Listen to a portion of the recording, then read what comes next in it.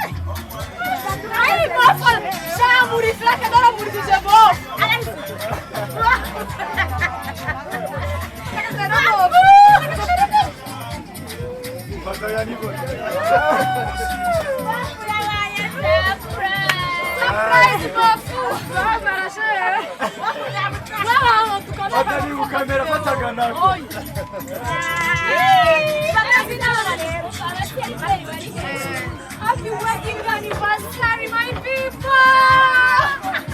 Mega surprise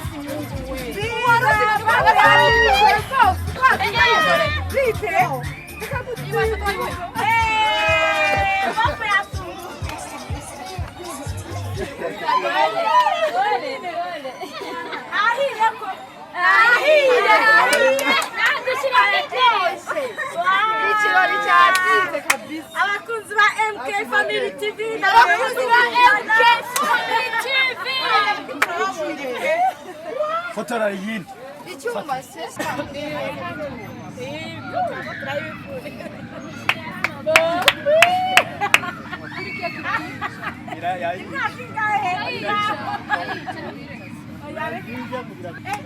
congratulations kabisa akongeze ahiye ko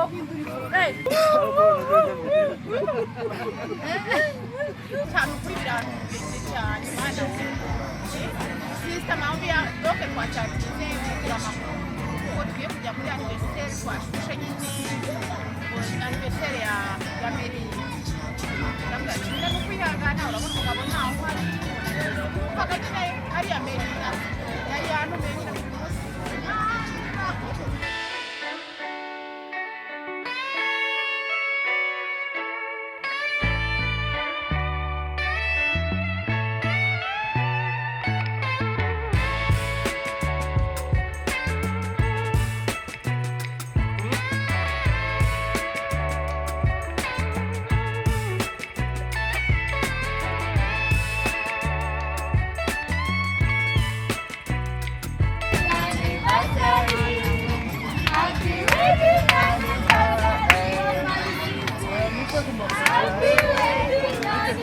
sawa mukomeze mubwire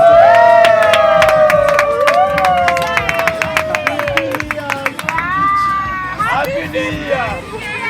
Happy New Year.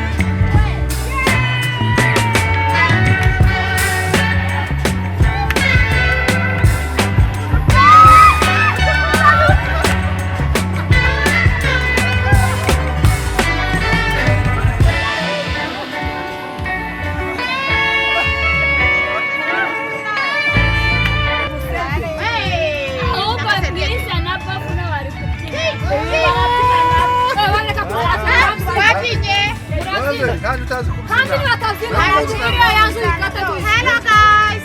Leo tumesherehekea sio keke tu. Hata nyama leo. Hebu tushike na wewe. Hata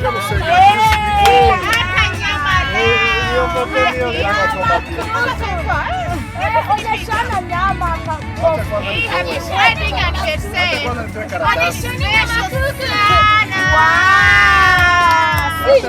Hapa tuko spot view ndio tumesherehekea leo. Haki ilikuwa surprise.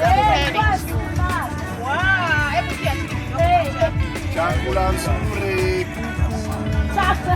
Tamu sana. Ni tamu kabisa. Happy wedding anniversary. 15 years sio mchezo. Haki sister Lilian, we say thank you. Haki waturemeye maombi turakushimiye Australia na Bella na Pichu turabasuje kuri byadutumiye cyane. pe yabaye surprise nta n'umwe abitekaga sister hano Melinda yari yambwiye ngo ni anniversaire tujyamo nyine numvaga nyine ari ikirori ariko sinatekerezaga ko ari anniversaire yacu vraiment turavuze ngo thank you sister thank you we love you so much and we miss you turagukunda nawe urabizi uri inshuti yacu ya famiye yacu aho twongeye kandi gutungurwa kandi ushize natunguwe na madamu noneho turatunguwe twembi ibintu bitangaje yaranyunguye ubushize nta n'iminsi ibiri irahaca noneho tugomba twembi reka dushimire sister Mahombi kuri surprise nawe adukoreye ukuri twishimye twagize n'ama-emosiyo turagukunda wakoze neza cyane Imana izumisha umuntu wacu bihebuje reka nshimire Melinda team Melinda Soleil, Mutabazi, Umuriza, Dema Yabasita, Ejimana Chahari ya Museveni. Ndio bateguye bino bintu mwari mubona hano. Ndio batuzanye mu mahele batugezanye tutabizi. Cyane Melinda. Kamaliza, Soleil, Yabasita, Umuriza, Mutabazi. Turabashimiye cyane kuri imitima yacu yanezerewe kubona indi surprise tutari twiteguye kandi baheze umugisha. Tunawashukuru sana sister Mahombi, barikiwe sana na watoto wako, hata tunawamisi kabisa. Nani baheze umugisha kuri iyi turishimye cyane.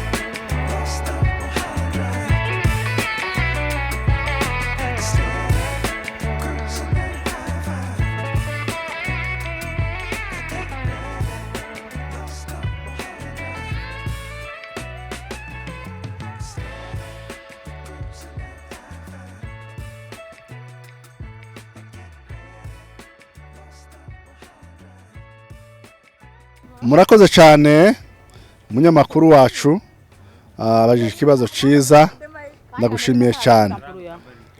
Njewe byandenze ntobona uko mbivuga mwabibonye namwe. Iyi ngiyi ibaye surprise ya kabiri mu cyumweru kimwe. Iya mbere yabaye ejo bundi mwarabibonye. Iyindi nayo naje nzi ko nje muri anniversaire ya Melinda niko naje nzi ko ari anniversaire yiwe ariko maze kugera hano nyobeye ukundi hindutsi yanje nizo byantangaje ariko sinakubira ngo nabyakire gute byantunguye ni ibintu bitunguranye naho nta kuntu wabyakira gusa biratunguranye ariko ikindi byanejeje kuko nagize emotion ariko byanejeje mu mutima numva ndanezerewe numva ndi kumwe n'inshuti tubana n'inshuti nabishimye cyane ariko kandi cyane ndashimira bene data bateguye kino gikorwa cyane hariho sister Mahombi uri muri Australia ndagushimiye cyane wumve kuko ngushimiye bivuye ku ndiba y'umutima uri inshuti yacu magara nkaba nshimiye kandi timu iyobowe na Melinda iri hano Nairobi baorganije bino bintu biri hano kuko muhaye mubabona bose hano hariho Mutabazi, hariho Melinda, hariho Nyabasita, hariho Ruhumuriza, hariho Soleil, hariho Kamaliza, hariho Metere Ruvugu. Imana ibaheze umugisha mwinshi. I love you, nawapenda, nitazidi kuwapenda sana. Mumenifurahisha sana. Murakoze cyane. Hanyuma rero mwiza ikibazo narimbajije Kitoko nukuntu yakiriye uyu munsi araza kugaruka ku kibazo cy'igihe mwari mumaze cyangwa se mumaze mushakanye, ariko uyu munsi tutaramugarukaho, uyu munsi uwakiriye gute? Turi hano Sport View kuri anniversaire yanyu, ubwo rero wabyakiriye gute? Mu buryo mu magambo make watubwira uburyo wabyakiriye. Hello MK Family TV, tubanje kubasuhuza. Hi mwese abandi mwaramutse mwiriwe. Okay, uyu ni umunsi ibyishimo murabibona. Guherejo byari ibyishimo, hajya nejo. Ijya ejo byari ibyishimo, n'uyu munsi ni ibyishimo bigikomeje. Nukuri umunsi twatunguwe, singira amarira hafi ngewe, ariko nabonye mwene data haniwe ari uko byagenze. Nukuri yari surprise imwe sinzi ko nababwira. Sister Melinda hariya yarampamagaye ejo, narambwira ngo hari surprise hari ngo shaka gukorera umuntu, ngo tugomba guhurira Sport View. Ngiye numvago nyine ni surprise, ndambwira ndetse n'umugabo wanjye ati peut-être kubera ko umugabo we ntaba hano abahanze atabirashobora kuba umugabo we yaje dushaka kujya kumutungura. Urumva nyine ibintu by'ibirori, umuntu dukunda ikirori cyane, reka mvuge gutyo. Numva nyine ko ari umugabo we waje cyangwa se, ariko naho twahise tubiroza. Ndabwira toketi sawa nta kibazo, ndetse bigeze ejo arambwira ngo none se ngo wamubajije isaha, tugomba kwicara tuzi isaha tuzagenderaho mu birori. Melinda itaranjisha ngo reka mbwire na Fideli nawe ngo twese ngo tuzohahurire. Numva nyine ko biri kose papa Feva tutatushira muri cadre y'umugabo, kubera ko umugabo we banaziranye na Fideli, natwe umugabo we no mu family. Twumva nyine ko ari party yabo tugiyemo, ariko byadutunguye tuhageze mbona keke yanditseho ngo Kitoko mwiza anniversaire. Happy wedding anniversary. Nasa kusha tukuremo, byadutunguye byadushimishije cyane. Tubona keke umunsi mukuru n'uwacu, ni ibintu byatuguye hejuru, n'igitumo mugani ibyo bajya bavuga ngo ni igitumo pe, ariko byatunesheje cyane. Imana ibaha umugisha, ndashimira timu iri hano mwese, nukuri mwadukoreye ikintu cyiza cyadukozeho ku mutima pe, n'ibintu tutatekerezaga tutanimaginaga. Turababwiye ngo turabakunda kandi turabashimiye n'umwanya wanyu. Ujya kuvuga ngo utaye umwanya wawe, utaye akazi. Ndabona hari ametre yaravuye no mu kazi arazaza hano, na mwene data hano yahagaritse akazi kiwe. Ni benshi hano bose bakora ariko baretse imirimo yabo baza ku bwacu. Turababwiye ngo Imana ibaha umugisha, natwe turabakunda, turi kumwe kabisa muri byose. Okay, murakoze. Ni ngewe witwa Melinda. Nukuri murakoze cyane mwese babashije kunyitaba, murakoze. Iki gikorwa ndashimira Sister Mahombe wagiteguye ejo, nibwo twabivuganye samedi, ndamubwira reka tuzabitegure tubipanga ku cyumweru. Ejo nza kureba hano kuri Sport View, mwabonye ukuntu ari heza twakoreye, mwabonye surprise ukuntu byagenze, ukuntu twabatunguye, ni ibintu byiza cyane twakoze kandi mwese mwabibonye. Mbashije gushimira Fideli niwe wampanga ibintu byose, amereza nimero za Mutabazi ndamushimira cyane ukuntu yagiye kubanjijishiriza, kandi tubifurize kugomeza kurambana nkuko ibyo mukoze n'ubundi ni byiza cyane. Mwarakoze, mujye mugomeza muhirwe muri byose mu rugo rwanyu, mugire imigisha, muzabona n'ubuvivure hajye niko babivuga byose hamwe. Murakoze. Igahunda ukuntu twayipanze yose niko yagenze kabisa, byagenze neza cyane. Okay, turashima Imana kubw'uyu munsi wa bofu na Demayi. Imana ibaho umugisha mwinshi cyane kandi twifuriza imyaka myinshi. Ngewe nageze ahangaha ndamusanga ntangira kumwisigisha makeup kugira ngo nyira atagira ikintu akeka. Iwe akaza komeza kumbwira ngo se ngo bofu ngo umugabo wa Melinda ngo yaraje.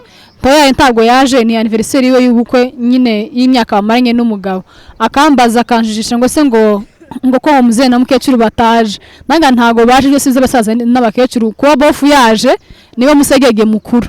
Ariko turashima Imana ko surprise yagenze neza kandi n'ukuri byabatunguye. Ngewe n'ukuri bofu ya santera imose nanjye yarize abona ko abantu bato baranga basa nk'abamuseka yamashyira ingofero mu maso ariko ni ukuri turashimira sister Mawombi Shadama uri umuntu mwiza Imana iguha umugisha n'abatari abangaba uzahora ibakorera no kuri kw'Imana gusa muzarambane Imana izabaheza umugisha mu rugo rwanyu uzaba n'abuzukuru bawe n'abuzukuruza n'ubuvuvi n'ubumyira bwanyu muzabubone murakoze.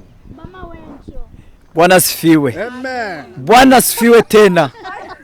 Bwana asifiwe. Ikirori cyabaye ikirori. Mwatwitse kandi twariye twahaze dushimiye abantu bose bitanze Imana ibongerera umugisha kandi n'abahageze mwapfa inyama zari zimeze gute zaziryoshe mwahombye cyane turabashimiye mwese ubwo rukundo mwatweretse muzarugumana Imana ishi amen amen. Twishimye cyane uyu munsi kuri uyu munsi umunsi mwiza wa bofu na sister nje ntabwo nari mbizi nabyutse ntabyo nari nzi pe nabyutse Demayine wambwiye nakamariza bati se ko mutamenyesha ariko byawe byiza nishimye guys twa celebrate twanyweye twariye umva sister tugwaye peace ahantu uri hose Imana igumugisha mama we hanyuma rero ndagira ngo mbabaze ikibazo tuvuye muri anniversaire yanyu n'imyaka ingahe? tumaze imyaka 15 dushakanye imyaka 15 imyaka 15 hanyuma rero muri iyo myaka 15 niki ni ibihe bikorwa mwagezeho cyangwa se ni ibiki bibashimisha mu buzima mumaze kugeraho iyo murebye mubona bibashimishije muri kumwe nk'umuryango?